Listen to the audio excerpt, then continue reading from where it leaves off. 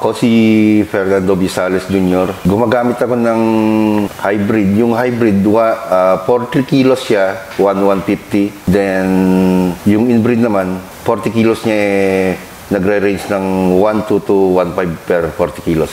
Sa land preparation naman, bali ang rotavator dito sa amin 2.5 per hectare. Then, yung paglilinang o pagpapatag 1.5 per hectare. Doon sa planting naman, 5.5 per hectare. Then, yung 2,000 to 3,000 yung bunot. Bali sa weeding kasi, nag-prefer emergence na lang kami.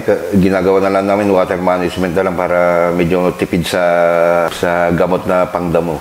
Sa fertilizer naman, umaabot kami ng pag gusto mong maganda yung ani, pakainin mo mabuti, sabi. Kaya 8 to 10 na kabansang nagagamit namin sa isang hektarya na more or less umaabot yun ng 15,000 pesos per hectare sa abono.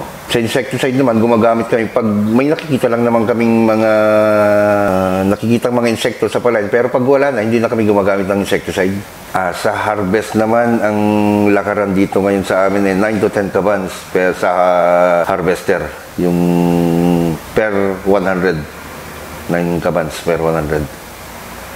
Yung drying, ang pinapadry na lang namin, ma'am, yung natitira na lang pong pinangbibigas namin, yun na lang pong pinapabilad po namin.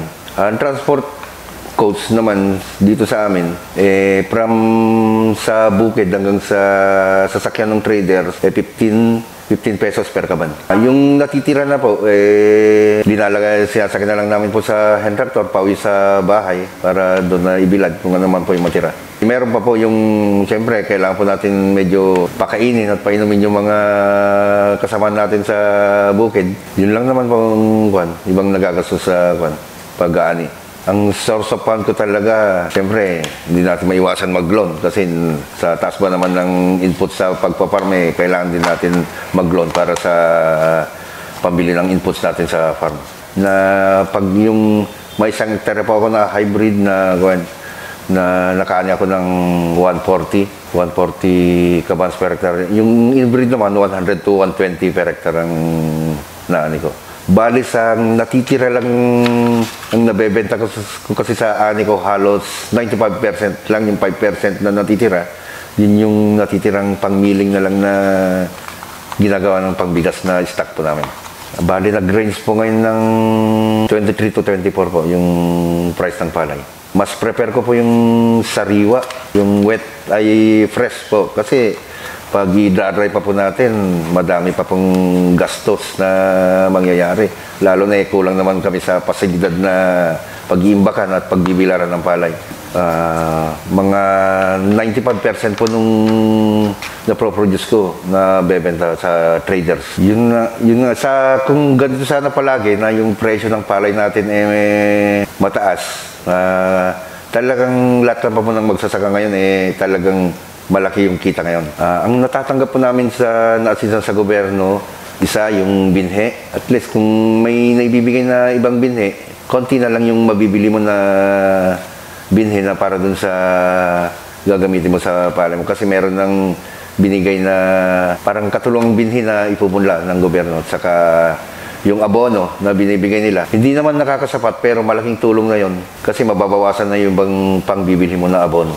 Ang natanggap na namin assistance mula sa NIA, yung hanggang sa kasalukuyan parang ngayon yung nagagamit namin na yung libreng patubig, talagang malaki pong tulong yun sa amin kasi kabawasan pa yun sa kita po namin na magsasaka.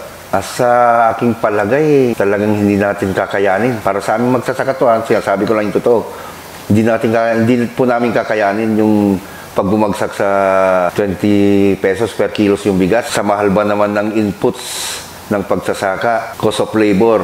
Pag naging 20 pesos yung bigas, magkano na lang ang lakaran ng palay? Magiging 10 to 12 pesos na lang, 500 pesos to 600 pesos na lang gano'n ng isang kaban. Yan pa pong kikitain namin na magsasaka pag gano'n. Di wag na lang po kami magsaka kung wala rin lang kikitain. Talagang imposibleng mangyari yung magiging 20 pesos kilos yung bigas. Para sa amin po na magsasaka, sana po hindi mangyari yun.